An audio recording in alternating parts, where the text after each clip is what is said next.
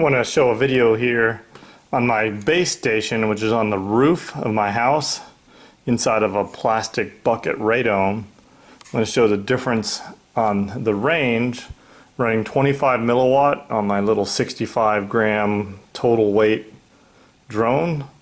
Show the range difference between the 2 dB linear antenna, and then I got these 8 dB 5.8 gigahertz 8 dB gain, which is basically multiple and probably 2 antennas stacked up, and we're going to mount those.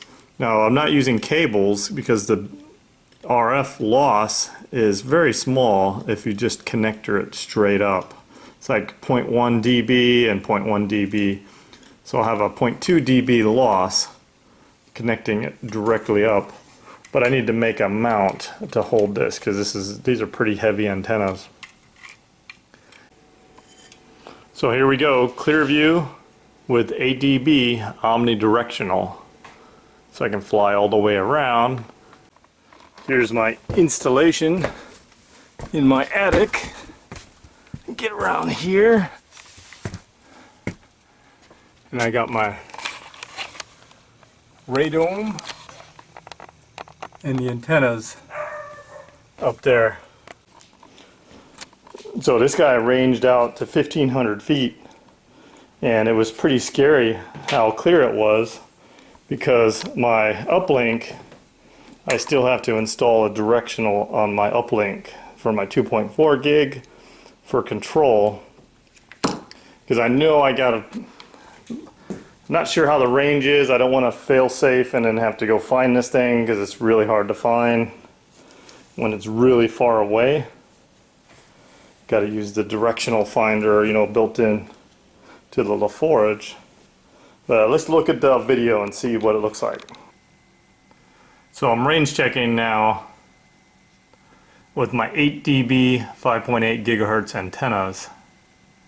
And this is nighttime flight, you know, of course. This is the Run Cam. It's the Race Nano, which is a pretty light camera. So previously with my 2 dB, I would start getting a little bit staticky about 1,000 feet.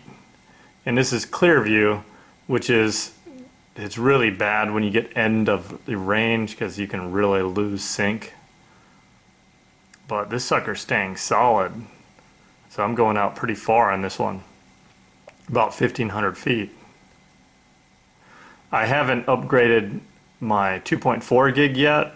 My 2.4 is only a 2 dB gain, so I don't want to lose the quadcopter because then I'll have a nice time finding it, which is a little easier at night, you know, with the light on it. But still, it's a tiny, you know, quadcopter, 65 grams. So, you know, of course, being night flight, you got to know your neighborhood or else you get lost. And there's no GPS that's possible on these little 60 gram, you know, sub 100 gram quadcopters. So I just ranged out to about 1,500 feet there. You notice I'm following that car. It's probably going about 15 miles an hour. And you can see the video. I mean, it's clear. Now this is night, which this camera is not the best night camera. I mean, it's better than your like tiny whoop cameras. But as you can see, I mean, I don't lose signal at all.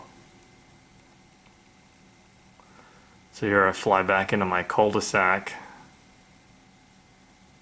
It really, it's worth it to have some decent antennas because you don't need to have real good gains going straight up. These directional antennas, they give you about a 20-degree window, you know, where they have good gain, and it really makes your range improve without having to track, because on these tiny, you know, micro quads, there's really not an easy way to track yet.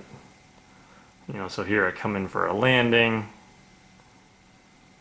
Like I said, I don't recommend night flying unless you know your neighborhood really well. Hope you like watching the video. Thanks for watching.